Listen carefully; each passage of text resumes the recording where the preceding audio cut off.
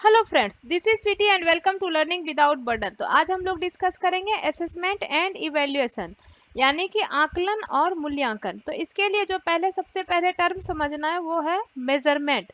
Measurement मतलब किसी चीज को मापना, किसी चीज को जो मापते हैं वो क्या होता है, क्वांटिटेटिव होता है। क्वांटिटेटिव मतलब मात्रात्मक, मतलब हम माप सकते हैं उसको, ठीक है। यानी कि जैसे किसी को मार्क्स आया तो 70 नंबर आया, 80 नंबर आया, 90 नंबर आया, मतलब आप देख सकते हैं कि उसको कितना नंबर आया, ठीक है, माप सकते हैं। एक होता है असेसमेंट। असेसमेंट होता है क्वालिटेटिव, यानी कि गुणात्मक। इसको आप ऐसे नहीं लिख सकते, 70 80 90 इस तरह से नहीं लिख सकते, क्योंकि किसी का कितना इमोशनल डेवलपमेंट हुआ, किसी का कितना सोशल डेवलपमेंट हुआ, ये सब आप मार्क्स में नहीं लिख सकते। इसको मार्क्स में नहीं लिखा जा सकता। किसी के क्वालिटी में कितना इम्प्रूवमेंट हुआ, इसको मार्क्स में नहीं लिख सकते, ठीक है। और असेसमेंट और मेजरमेंट जो मिला के होता है उसको कहते हैं इवेल्युएशन। और इवेल्युएशन क्या होता है, इवेल्युएशन जो है वो क्वालिटेटिव एंड क्वांटिटेटिव दोनों होता है, मतलब गुणात्मक भी और मात्रात्मक भी, ठीक है। गुणात्मक भी और प्लस मात्रात्मक दोनों मिलाकर होता है इवेल्युएशन। और ये किस लिए होता है, जजमेंट के लिए, यानी कि रिजल्ट के लिए, ठीक है। ये रिजल्ट के लिए, रिजल्ट जो होता है उसमें लिखा रहता है इसमें 70% आया, डिसिप्लिन में बी, या क्लीनलीनेस में ए ग्रेड, ये सब लिखा रहता है ना। ये सब जो लिखा रहता है कि असेसमेंट में कितना, क्लीनलीनेस में कितना आया है, डिसिप्लिन में कितना आया है, तो वही हुआ असेसमेंट, ठीक है। अब हम समझेंगे टाइप्स ऑफ असेसमेंट। असेसमेंट कितने तरह का होता है। तो एक होता है फॉर्मेटिव, इसको नाम से कैसे याद रखिएगा, असेसमेंट फॉर लर्निंग। यहाँ फॉर है तो ये फॉर्मेटिव होता है, ठीक है। असेसमेंट इसको रचनात्मक कहते हैं, रचनात्मक। और हिंदी में इसको कहते हैं अधिगम के लिए आकलन, अधिगम के लिए आकलन। मतलब ये आकलन या ये असेसमेंट क्यों होता है, ये जानने के लिए होता है कि कहाँ कमी है बच्चे में, क्या दिक्कत है, बच्चा कहाँ नहीं समझ पा रहा है, कितना दूर तक समझा है, क्या नहीं समझा है, या फिर टीचर को अपना जो पढ़ाने का तरीका है वो कहाँ पर चेंज करना है, किस बच्चे के लिए कौन सा तरीका अपनाना है, किस बच्चे को कहाँ पर समझने में दिक्कत हो रही है। इसी को कहते हैं अधिगम के लिए आकलन, मतलब लर्निंग के लिए। असेसमेंट जो है वो किस लिए हो रहा है, पता करने के लिए हो रहा है कि कमी कहाँ है, दिक्कत कहाँ है, किसको कहाँ पर कितना दिक्कत है, किस बच्चे को क्या प्रॉब्लम है, टीचर के मेथड में क्या प्रॉब्लम है, ये टीचर खुद भी समझने के लिए कि अच्छा इस बच्चे को इस तरह से नहीं समझ में आया, तो इसके लिए अब मैं दूसरा तरीका अपनाऊंगी। और ये क्या होता है, ये ड्यूरिंग इंस्ट्रक्शन होता है। जैसे जैसे टीचर क्लास में पढ़ा रहा है, तो पढ़ाते पढ़ाते मान लीजिए कोई चैप्टर पढ़ा रहा है, पढ़ाते पढ़ाते वो बीच में किसी बच्चे से पूछता है कि बताओ इसका क्या मतलब हुआ। तो वो क्यों पूछता है, ये जानने के लिए कि वो कितना समझ रहा है या क्या नहीं समझ रहा है। जैसे क्लास टेस्ट होता है, ठीक है, जैसे क्लास टेस्ट जो होता है वो क्या होता है, असेसमेंट फॉर लर्निंग।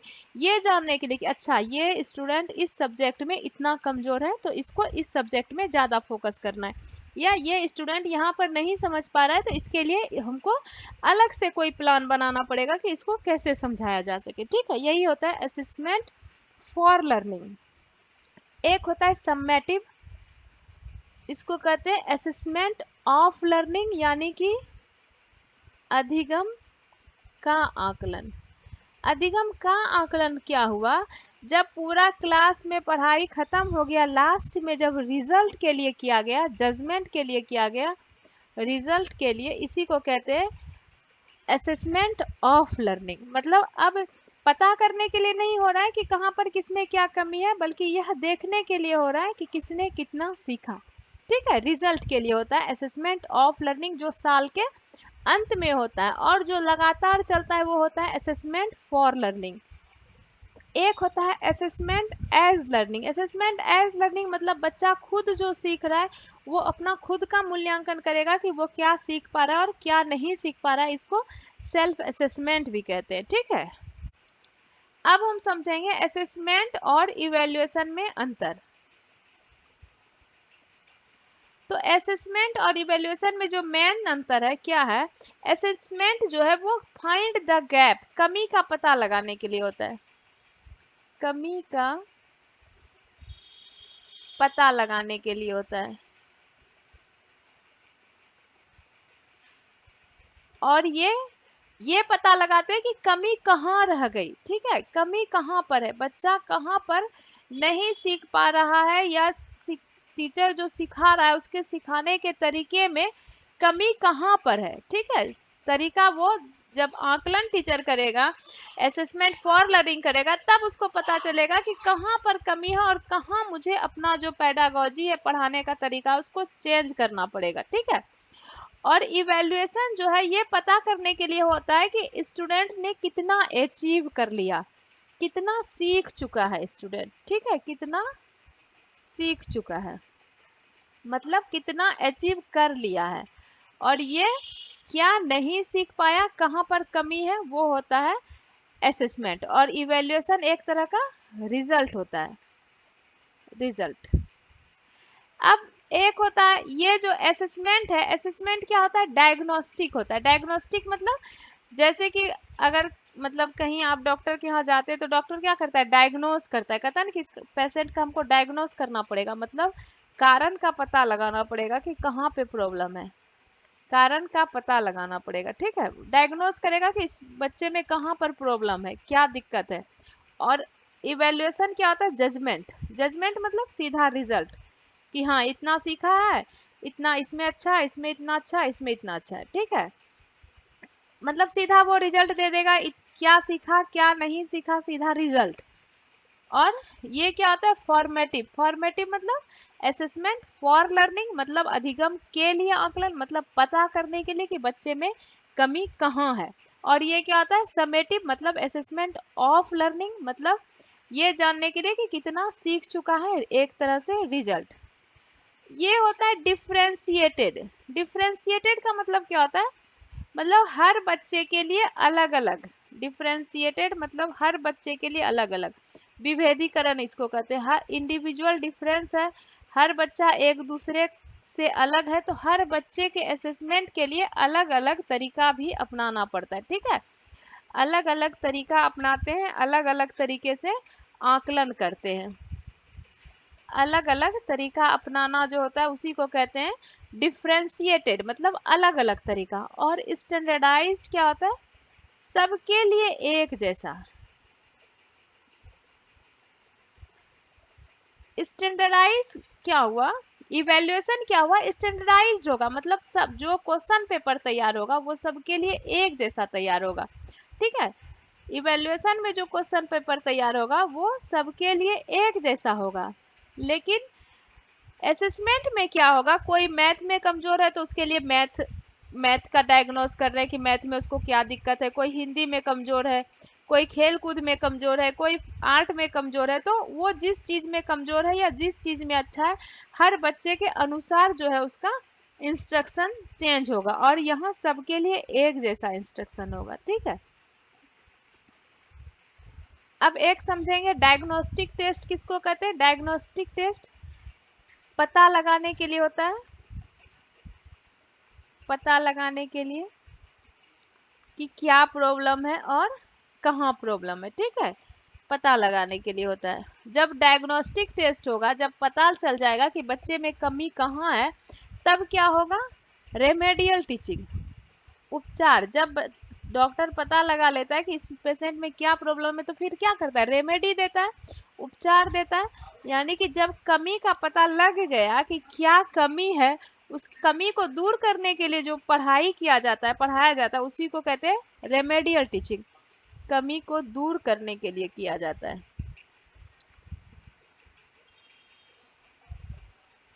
कमी को दूर करने के लिए होता है रेमेडियल टीचिंग। एक चीज और समझेंगे, सीसी क्या होता है।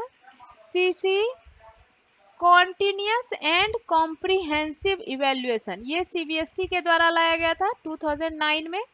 कॉन्टिन्यूस का मतलब क्या हुआ, लगातार। और मतलब साल के एंड में सिर्फ एग्जाम नहीं लेना है, साल के एंड में सिर्फ एग्जाम लेने से क्या होगा, बच्चे के ऊपर प्रेशर बना रहेगा। इसलिए सिर्फ साल के एंड में नहीं लेना है, क्या करना है, रोज लेना है। असेसमेंट करने के लिए रोज लेंगे, सप्ताह में लेंगे, 2 दिन में लेंगे, 4 दिन में लेंगे। जब लगातार एग्जाम लेंगे तो जब एग्जाम लास्ट में होगा तो बच्चे के ऊपर एग्जाम का कोई प्रेशर नहीं रहेगा। तो क्या कहता है, कंटिन्यू एग्जाम लीजिए, ठीक है। बच्चे को जो फाइनल एग्जाम हो उसमें ये फीलिंग ना हो, ये टेंशन ना हो कि मैं एग्जाम में बैठा हूँ, इसके लिए उसका क्या करिए, कंटिन्यू एग्जाम लीजिए।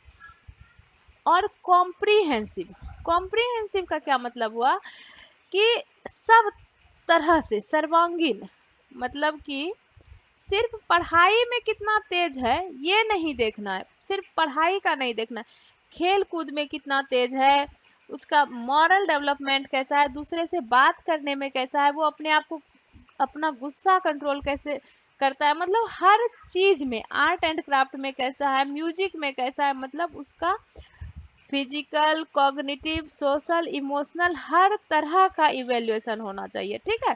सिर्फ पढ़ने में नहीं, ये नहीं कि अगर वो पढ़ाई में 90% ले आया तो बहुत अच्छा बच्चा हो गया, नहीं, हर तरह से उसका इवेल्युएशन कीजिए कि हर चीज में वो कैसा है।